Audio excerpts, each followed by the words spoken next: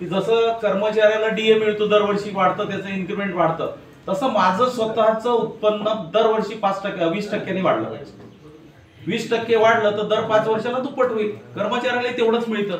मग तुम्ही आमच्या या सगळ्या लोकांच्या सोबत तुमचा आर्थिक स्तर राहू शकतो. आणि तुम्ही जर म्हणाल मला पैशाची गरज नाही, आता कपिल आतापासूनच जर म्हणत की माझं संपलं, मला पैसा नको, असं नाही आहे. आपल्याला अजून खूप काही कमवायचं आहे. ती मर्सिडीजने अजून करायचं आहे, निघून द्यायचे, विमानं घ्यायचे. अमेरिकेतले शेतकरी विमानाने इकडे तिकडे फिरतात, स्वतःचं जेट असते. आपल्याकडे थोडीशी गाडी आली की आपलं समाधान. जसं आपल्याला संत लोकांनी सांगितलंय लवकर समाधानी व्हा, तसं करू नका. आपल्याला समाधानी नाही, आपल्या जगाच्या शेतकऱ्याशी कॉम्पिट करायचं आहे. अजून विमानानं फिरायचं आहे. तुम्ही घ्या ना, आम्हाला फिरवा, आम्हाला नाही घ्यायचं. आम्हाला पगार एवढं पुरेसं आहे. आम्हाला लागलं तर आम्ही विमानानं जातो, तिकीट टाकतो, त्याच्यात आम्हाला आलो होते. परंतु तुम्ही घ्या आणि आम्हाला फिरवा. पवार साहेबांचं एक मला मागं भाषण ऐकायला मिळालं, शरद पवार साहेबांचं, की मी अमेरिकेत गेलो असताना मला एका मुलीने फोन केला आणि सांगितलं की साहेब आमचं जे गाव आहे ते 7-8 तासाच्या अंतरावर आहे आणि तुम्हाला मी माझं विमान पाठवते आणि माझ्या घरी जेवायला या.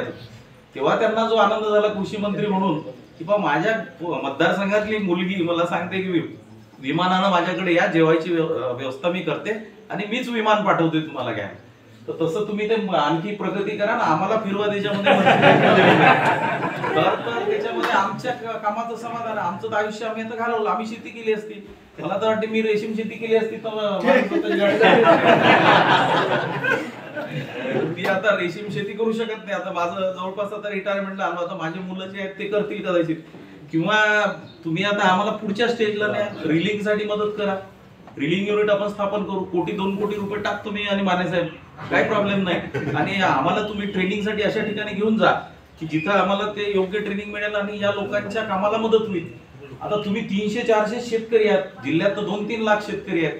त्या 2-3 लाख शेतकऱ्यांना रेशीम शेती कशी शिकवायची हा मोठा प्रश्न माझ्या समोर पडलेला आहे. कारण तुम्ही एकटेच पैसे कमवताय आणि आता तुमचं समाधानही झालंय, मग पुढच्या लोकांना कोण सांगणार? तर उर्वरित शेतकऱ्यांना सांगण्यासाठी तुम्ही आता आमचे ब्रँड अँबॅसेडर म्हणून काम करा आणि काहीतरी निशाणी करा तुमची. तुमच्या गळ्यातलं जे उपकरण आहे ते रेशीमचं घ्या पहिली गोष्ट, आणि मग आम्हाला लक्षात येईल रेशीमवाला शेतकरी आहे. थोडा आता वापर करा ना पैशाचा, नाही तर परत ते पैसे दुसऱ्याला देणार, पूर्ण कुटुंब त्याच्यावर हे करणार.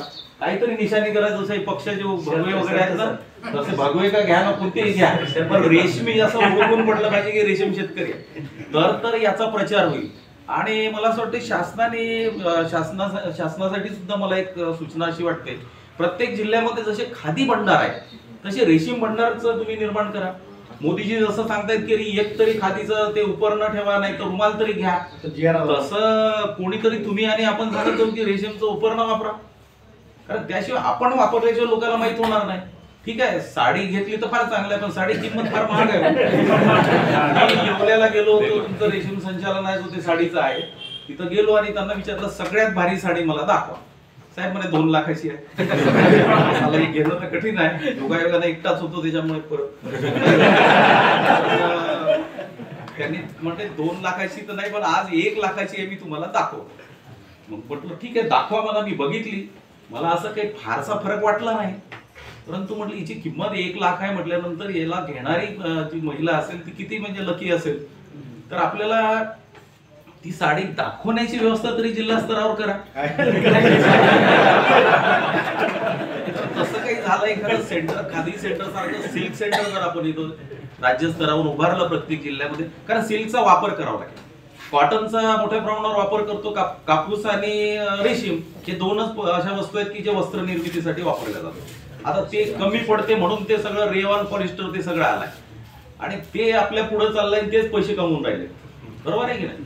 तर याच्यामध्ये शेतकऱ्याला पैसा मिळण्यासाठी तुम्ही जे सूत्र सांगितलं की जर 10,000ची साडी घेतली तर 5,500 शेतकऱ्यापर्यंत पोहोचत आहे. 1 लाखाची घेतली तर मला असं वाटते पुष्कळ 50,000 शेतकऱ्यापर्यंत पोहोचतील. त्याच्यामुळे शासन स्तरावर ह्या गोष्टीचं पूर्ण व्हॅल्यू चेन कशी वाढेल त्या दृष्टिकोनातून तुम्ही प्रयत्न करा. कृषी विज्ञान केंद्र त्यासाठी तुम्हाला मदत करेल. ज्या ठिकाणी आता हे शेतकरी, मला नाही वाटत तुम्ही 1 एकराच्या आत कोणी तुती लावाल, आता लावायची राहिली असेल तर. ज्यांनी लावली नसेल, वडवळे साहेबांनी एवढा जीव तोडून तुम्हाला सांगितलंय, तुम्ही तर लावणारच. मला असं वाटतं आणखी काही लोकांना असंही करा की अनुदान मिळत नसेल तरी तुम्ही तुती लावा. हे अनुदानासाठी हे 3-4 लाखाच्या अनुदानाच्या नादी लागू नका. त्यासाठी तुती लागवड करत असाल तर करा, परंतु दुसरा एखादा मित्र अजून तयार करा की जो बिना अनुदान तत्वावर लागेल. आणि साहेबांचं जे टार्गेट आहे 1,00,000 हेक्टरचं ते टार्गेट पूर्ण होईल. आणि रेशीम मध्ये माझा फार मोठा जुना अनुभव आहे, तुम्हाला सांगतो. 1995 मध्ये मी कृषी विज्ञान केंद्र वाशिमला जॉईन केलं होतं. वाशिम जवळ एक रिसोड नावाचं गाव आहे, तिथे एक मोठेगाव नावाचं गाव आहे छोटस. मोठेगावला 1995 मध्ये 100-200 रिलिंग युनिट असलेला मोठा कारखाना होता रेशीमचा. आणि तो मी जेव्हा जॉईन झालो तेव्हा बंद पडलेला. त्याच्या आधी खूप मोठ्या प्रमाणावर रेशीमची शेती वाशिम जिल्ह्यामध्ये होत होती. आणि मी जेव्हा जॉईन केलं त्यावेळेस 1-2च शेतकरी राहिले होते. एक किनखेडा नावाचं गाव आहे, तिथे एकच शेतकरी होते. त्यांची त्याच्यावर श्रद्धा होती आणि ते करत होते. ते दोघंही नवरा बायको त्या रेशीमच्या ह्याच्यामध्ये. एक शेतकरी ओला 1995 मध्ये. आणि त्यावेळेस रिलिंग युनिट असून ते केलं.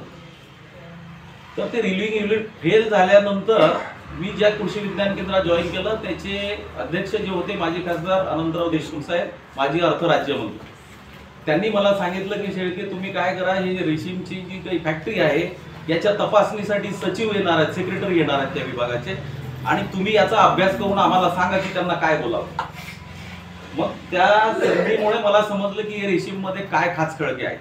रेशीम मध्ये खाचखळगे एवढंच होती की ते युनिट बंद पडलं, त्याच्यामुळे ते सगळं रेशीम बंद झालं. साहेबाचं माझं एकमत झालं की ते युनिट बंद झाल्यामुळे रेशीम 10-15 वर्ष मागे गेलं या भागातलं. आणि मग त्याचा अभ्यास माझा असा झाला की त्याच्यामध्ये समजलं की फॅक्टरी तर उभारली, परंतु फॅक्टरी उभारत असताना कोणी कन्सल्टंट लावला नाही आणि स्वतःच त्यांनी ते सगळं नियोजन केलं. आणि एकच मुद्दा चुकला, वर्किंग कॅपिटल ठेवलं नाही, खेळतं भांडवल ठेवलं नाही. मग सगळं झालं, शेतकऱ्यांना पैसा द्यायची वेळ आली. पैसा दिल्यानंतर तिकडे विकायला गेले रामनगरला कोष. तिकडून पैसा येईपर्यंतचा जो वेळ होता त्याच्यामध्ये पैसा नाही राहायचा यांच्याकडे. त्याच्यानंतर एकदा कोष जे राहिले ते ओलसर राहिले. 15 लाखाचे कोष चढून गेले. ड्रायर नव्हतं त्याच्यामध्ये, खेळतं भांडवल नाही, त्याच्यामुळे थोडंफार खेळायला स्कोप नाही. आणि सहकारी तत्वावर असल्यामुळे जवळचे पैसे कोणी टाकू शकत नाही. व्यापारी तत्वावर असते तर टाकून दिलं असतं. तर 15 लाखाचं म्हणजे जो कोष चढला त्याच्यामध्ये जो त्यांना तोटा झाला, तिथून ते युनिट जे बंद पडलं ते पुन्हा कधीच वर आलं नाही आणि शेवटी बंद. जवळजवळ 200 रील्स होते त्याच्यामध्ये. 200 कर्मचाऱ्यांना डेली रोजगार मिळत होता. काही दिवस ते चाललं, मला वाटतं 2-4 वर्ष चाललं असेल, 2-4 वर्ष 2 वर्ष चाललं असेल. म्हणजे इतक्या लोकांना रोजगार, इतक्या शेतकऱ्यांचं त्याच्यामध्ये भलं होणार होतं आणि ते झालं नाही. आणि त्याचं चित्र असं झालं की रेशीम पूर्ण उद्योग त्या भागामध्ये बदलाला. 95 ते 2014 पर्यंत मी त्या भागामध्ये वाशिम जिल्ह्यामध्ये काम केलं. तितक्याही कालावधीमध्ये पुन्हा रेशीम वर येऊ शकलेलं नाही. आणि नंतर मात्र या जिल्ह्यात आल्यानंतर त्याच्या अनेक त्याच्या पुढच्या स्टोरीज मी सांगत नाही, ताला मारून त्याच्या पुढच्या गोष्टी मी सांगत नाहीये, कारण मला फक्त एवढंच सांगायचं आहे की तसं रिलिंग युनिट जर आता आधुनिक तंत्रज्ञानाचं आलं त्याच्यामध्ये, आणि त्याच्यात बंद पडण्याचं अजून एक कारण होतं की नुसता धागा करून नफा होत नाही, कापड निर्मिती करावं लागतं. आणि कापड निर्मिती करून जर म्हणजे पूर्ण व्हॅल्यू चेन जर पूर्ण झाली तर तो रेशीमचा जो व्यवसाय आहे तो तिथं सस्टेनेबल होऊ शकतो, स्थिर होऊ शकतो. तर त्या दृष्टिकोनातून त्याचाही अभ्यास करून शासनाने करावा प्रयत्न. आणि मला असं वाटतं आपल्याकडे येवला आहे, आपल्याकडे पैठण आहे, या ठिकाणी जे विणकर, आपल्याकडे बसमतला सुद्धा जे विणकर आहेत त्यांना मी बोललो, बसमतला ज्या काही युनिट्स आहेत कापड बनवण्याच्या, त्यांना म्हटलं तुम्ही रेशीमचं करू शकत नाही का? म्हणे आमचीच युनिट तिथं आहेत, आम्ही करू शकतो इथं, परंतु आता इथं कच्चा माल नाहीये. तर बसमत मध्ये सुद्धा आपल्याला कापड निर्मितीसाठी भरपूर मोठा स्कोप आहे. इथं स्किल आहे, इथं शेतकरी आहेत. आपण या सर्वांचं जर एकत्रीकरण करू शकलो शासन स्तरावरून तर येणाऱ्या 2-3 वर्षामध्ये आपण फार चांगलं चित्र निर्माण करू शकतो. आणि जसं पैठणची पैठणी फेमस आहे, तिकडची येवलेची पैठणी फेमस आहे, तशी आपली वाशिम जिल्ह्याची किंवा आपल्या हिंगोली जिल्ह्याची एखादी तशी साडी असेल किंवा एखादं वस्त्र असेल किंवा उपरणं जरी असेल, राजकीय पक्षांना आता लाखोनी लागतायत ते, आपण आपले ते तिन्ही कलरचे छापू आणि छोटं तर करता येईल आपल्याला. बसमतचे रुमाल जसे फेमस आहे, तर आपण एक तसं आपण टार्गेट केलं पाहिजे. आणि असं जर झालं तर मला असं वाटतं या रेशीमच्या माध्यमातून सर्व हिंगोली जिल्हा समृद्ध होईल. हळद तर बाकी आहेच आपल्याला, सोयाबीन ते सगळंच आहे, ऊस आहे, सगळं आहे आपल्याकडे, परंतु अजून एक पॉकेट आपल्याला जो लवकर पैसा देऊ शकेल आणि सर्वात महत्वाचं म्हणजे हाताला काम देऊ शकेल. हे घरातले भांडणं मिटवण्याचं एक सूत्र मला चांगलं दिसतंय याच्यामध्ये. ते दोघे एकत्र कामाला लागतील तर दुप्पट वेगाने पैसा येईल.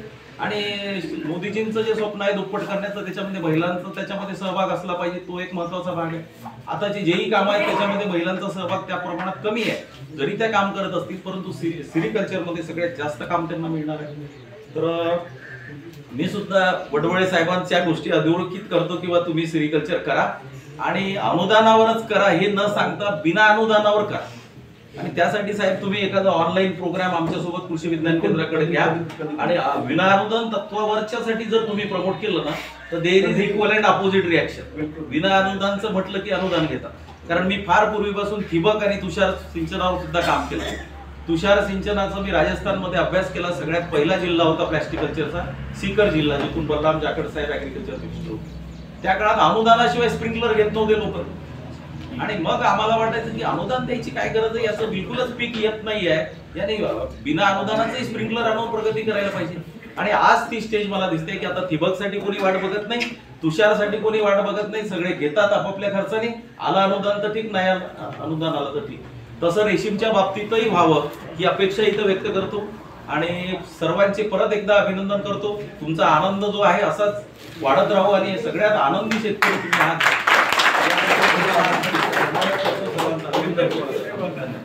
सर्वांना